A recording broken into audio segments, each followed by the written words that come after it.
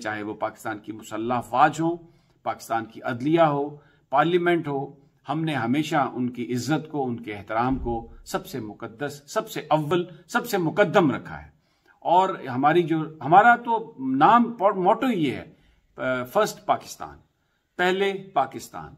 और हम पर तो इल्जाम ये लगता रहा कि हम अदलिया और यानी ये इल्जाम लगाते रहे नून लीग वाले, अपोजिशन वाले, कि हम अदलिया और जो पाकिस्तान की सिक्योरिटी फोर्सेज हैं हम उनके लिए काम कर रहे हैं, हमको उनका एजेंट तक कहा गया। लेकिन अब चेयरमैन पेमरा सलीम साहब ने हम पर दूसरी दफा पाबंदी लगाई है, हमारे लाइसेंस को 30 दिनों तक सस्पेंड किया है। पाकिस्तान में आज तक किसी भी लाइसेंस को टेलीविजन के 30 दिनों के लिए मुअत्तल नहीं किया गया। अगर कभी किसी ने वायोलेशन की भी है, जो कि बाद में कोर्ट ने उसको नल एंड वॉइड करार दिया, पेमरा के उस इकदाम को गलत करार दिया, कोई आज तक जो चैनल सस्पेंशन का एक भी जो इकदाम है उसको पाकिस्तान की अदलिया ने, पाकिस्तान की किसी आला अदालत ने उसको नहीं कहा कि ये दुरुस्त था और ये ठीक था।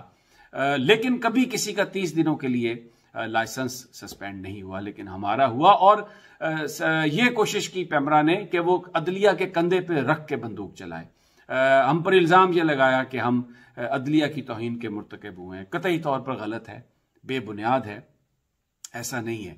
बोल पर पाबंदी इसलिए 3-4 वजूहात है। आप मुझे थोड़ा टाइम दीजिएगा, 5-7 मिनट, मैं आपको पूरी तफसील से ये बताना चाहता हूं। एक तो ये कोइंसाइड है, ये चीज, ये कोइंसिडेंस है, कोइंसाइड कर गई है, मुझे नहीं पता, लेकिन मैं आपके गोश गुजार ये करना चाहता हूं। हम इस पे बिलीव नहीं करते कि बगैर सबूत के किसी पर इल्जामात लगाएं। लेकिन क्या ये अजीब इत्तेफाक नहीं है कि अल्लामा खादिम हुसैन रिजवी के साहबजादे साद रिजवी, जो अब तहरीक लब्बैक पाकिस्तान के सरबराह हैं, और तहरीक लब्बैक पाकिस्तान कह रही है इस वक्त हुक्काम को कि जो मुआहिदा आपने किया था नामूस रिसालत के हवाले से, उस एहतजाज के हवाले से, 16 फरवरी उसकी इम्प्लीमेंटेशन डेट जो टाइम दिया गया था, उसका आखिरी दिन है कि आप उसकी इम्प्लीमेंटेशन करें। और डिमांड्स थी जो हुकूमत ने एग्री की कि जनाब अगर कि आप जो फ्रांस के सफीर हैं उनको आप वापस भेजेंगे, रियासती ताल्लुकात जो फ्रांस के साथ हैं हमारे, वो हम उसको रिवाइव करेंगे, वो हम इस तरह से नहीं रखेंगे। क्योंकि जो वाकया हुआ था नामूस रिसालत के कैरिकेचर और कार्टून्स के हवाले से, फ्रांस में सदर मैक्रोन ने सरकारी तौर पर यह कहा कि उनको आप सरकारी बिल्डिंग्स पर चलाएं।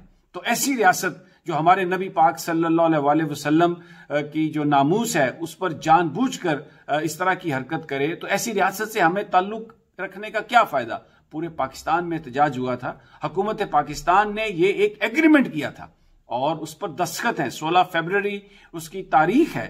तो सोशल मीडिया पर भी बात हो रही थी। हमने साद रिजवी साहब से रिक्वेस्ट की, ही वॉज वेरी काइंड। उन्होंने हमारे साथ एक पूरा घंटे का प्रोग्राम किया, इंटरव्यू किया, जिसमें सारे सवालात हमने उनसे किए। आइंदा का लाहेअमल क्या है, खादिम हुसैन रिजवी साहब के आखिरी जो लम्हात थे उन्होंने क्या उनसे गुफ्तगू की, और वो शख्स, वो फकीर आदमी किस तरह के घर में रहता था। हमने जाके वहां पर देखा, एक 3 बेडरूम का फ्लैट था जिस पर यह इल्जाम लगता था कि एजेंसियों का करिंदा है, जिस पर यह इल्जाम लगता था कि ना जाने किस लालच में उसने क्या कुछ कर दिया। वो सब हमने उसको कैमरे में महफूज किया, कैमरे की आंख ने उसको महफूज किया आप लोगों को बताने के लिए।